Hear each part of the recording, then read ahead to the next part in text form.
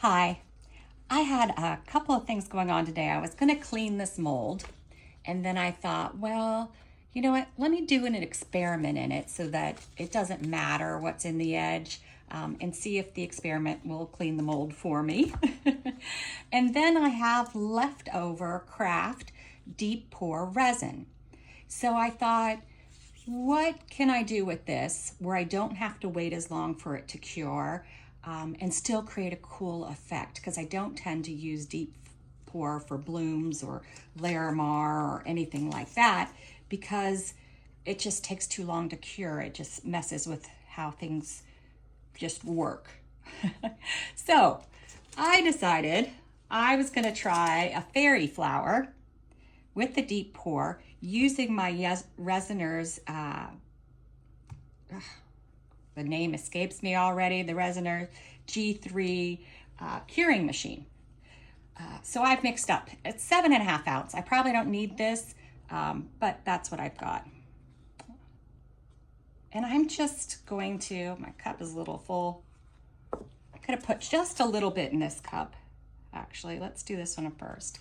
An ounce in this cup.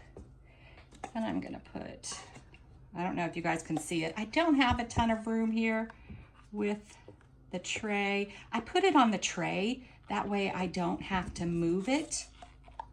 You know, like pick up the mold and move it. I can just use the tray to move it. Let's see how I'm doing. And I feel like I have to go sort of with what the color is in the mold that I'm trying to pull out. All right, so I've got white, I've got black, maroon in there. All right, so let me pull this back down in front of me.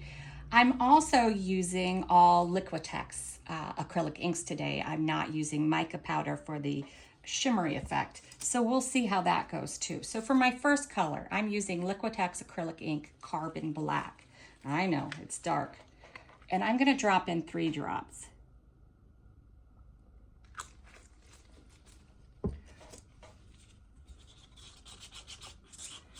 Just stirring it in front of me. I don't have a lot of room and I just want to be safe that I don't spill any. So just a black.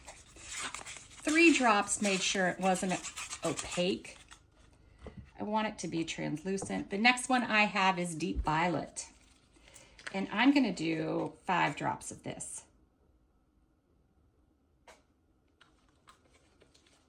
Oh, my room is really warm today.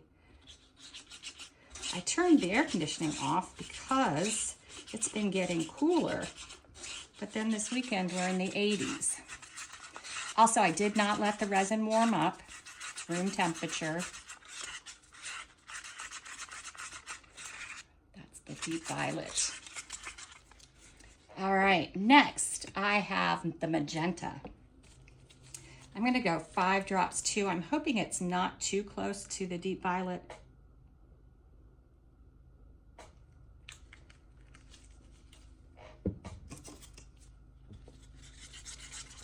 Oh no, it's very bright, it'll work well.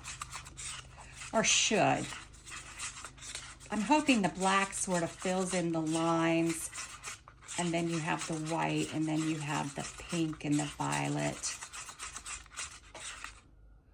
That looks like. All right, so for my shimmery, I picked the iridescent rose gold, and there's just a tiny bit in this cup, so I'm only going to put 2 drops. I need to start using these. They're starting to get a little old, so I'm thinking of ways that I can incorporate them into what I'm doing. Just like making sure I use coupon codes and all that. I do like to make sure I use everything I get. All right. And it just has a very mild shimmer. I don't even know if you can see the shimmer in that. No, I think I'm gonna put 2 more drops. I know, I'm going crazy. I'm gonna make sure I stay below the 6% add-ons. You know, that little rule to make sure your resin cures properly. Don't add more than 6% of something. I debated for a second. I have a mica powder sitting right over here in case this didn't look right, so we'll see. No, that looks fine now. I think that's just enough. All right, for my white, I am using Let's Resin Ocean White. I like this white for my fairy flower. It's a heavy white. I forgot to put the bottle upside down. I am getting kind of low on it. I put about, in this case, probably 2 pea-sized drops. I put a little bit more than I normally do. I'll take a look at it and we'll see how heavy it looks.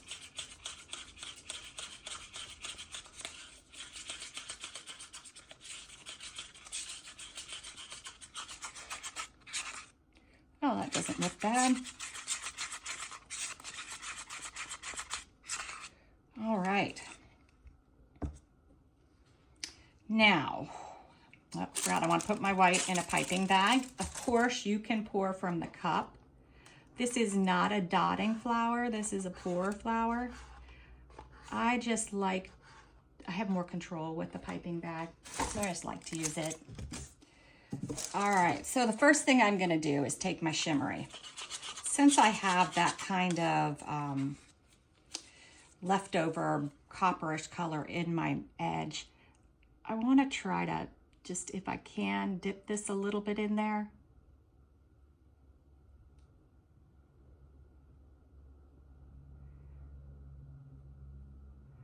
I don't know how well I'm able to do that, but let's give it a go. All right, next I'm gonna take some black. Well, that it did come out pretty opaque, didn't it?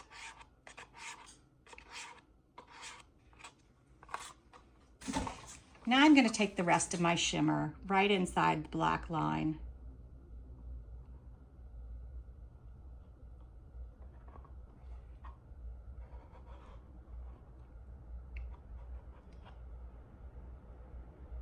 All right.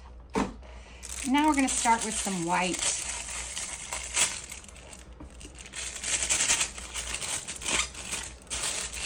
Now the big thing with this, again, is just using the machine to cure it. I know this is gonna get a fairy flower.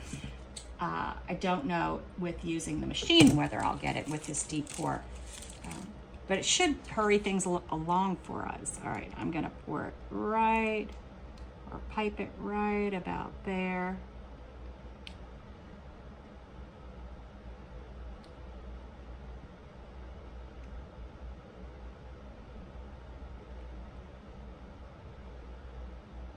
All right, so that's our first little bit. All right, now I'm just gonna try to do a little bit from each of these cups.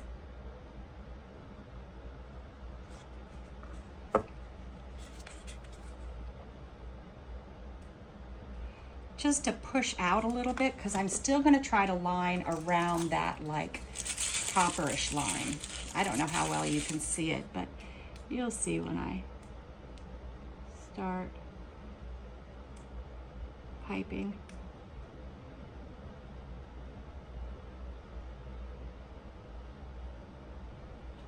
All right. And then I'm just gonna keep doing that is the plan.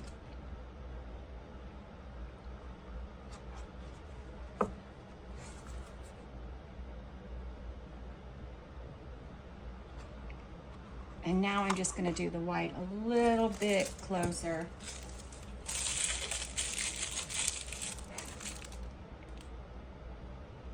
See how my circle is getting smaller.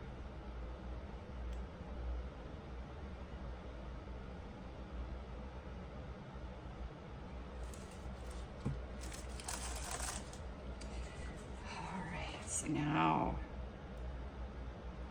I'm just gonna do, I think, all of this. And do another circle. It's coming in fast now.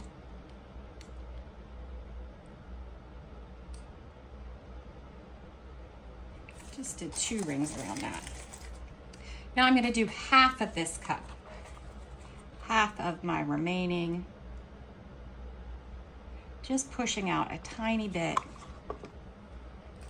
And now I'm gonna start in the center and I'm gonna take a spiral all the way out.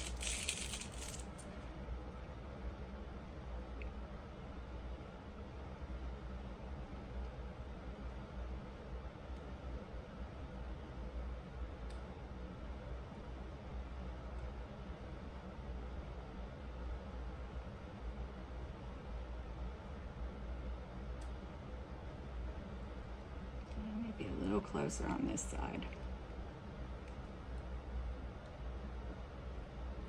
I don't want to mess it up. I should probably do that all the way around just in case it gets a little screwy. All right, I have more white than I needed. I don't think I'm going to put any more in there. But should I? Because I need the white to be kind of heavy. You know what? Let's do... I'm looking at it. Debate. Let's do 1 more spiral. Maybe if we can, a little, if it's gonna let me push it out thinner. Just a little more white.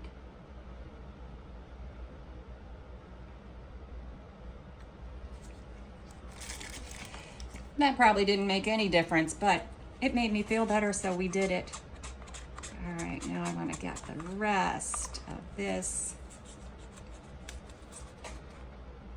poured into the center. It's not really going to do a big push or anything, just a tiny one. I'm going to give it a little torch now.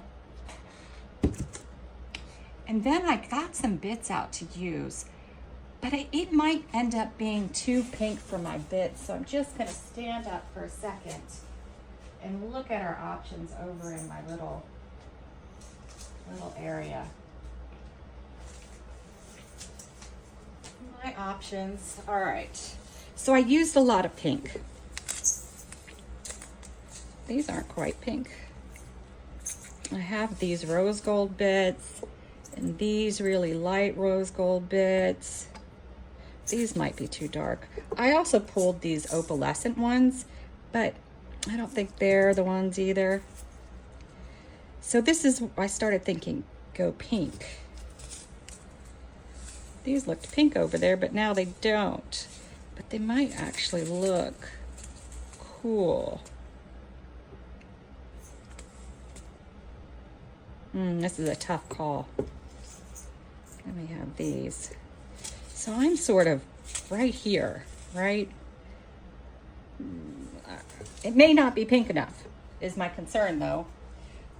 Let's just use these and not upside down. These are new ones I got from Amazon. All right, find what I think the center will be. Watch it fall.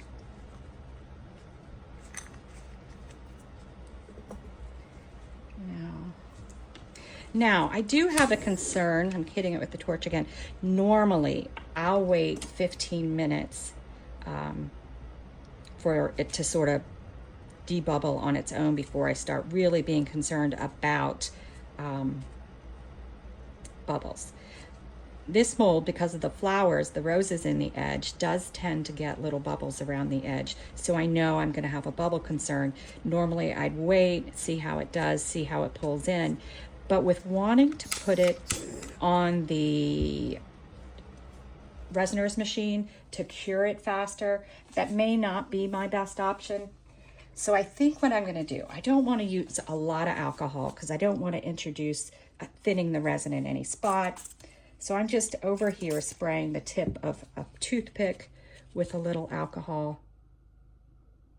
And I'm hoping, because I do see quite a bit of little bubbles.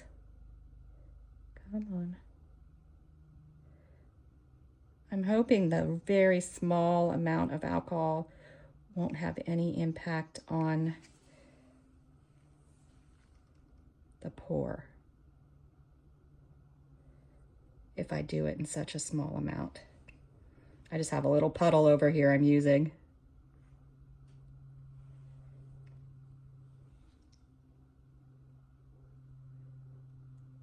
If I do get some bubbles, you can see where I hit the alcohol and it moved.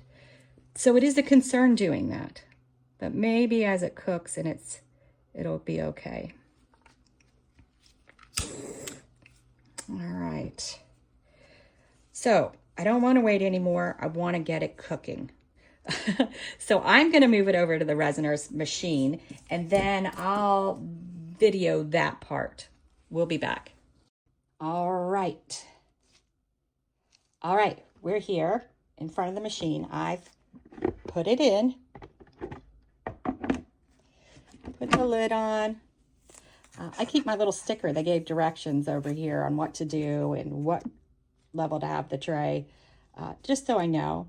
So all I'm going to do is hold it for a second and it comes on. It's already flat. It's 2 hours and that's all I do. And then in 2 hours, it turns off, starts to cool. And then when it's all done doing that, I'm going to check and see what we have. All right, we're back to see what this looks like. I'm so excited, but the back looks more purple than I expected. So I don't know about our bits and bobs. I don't know that they are going to match, but that's okay. The fact that it cured in 2 hours and is hard enough to remove from the mold is just amazing with deep pour resin. That's the other thing. So let's check it out now.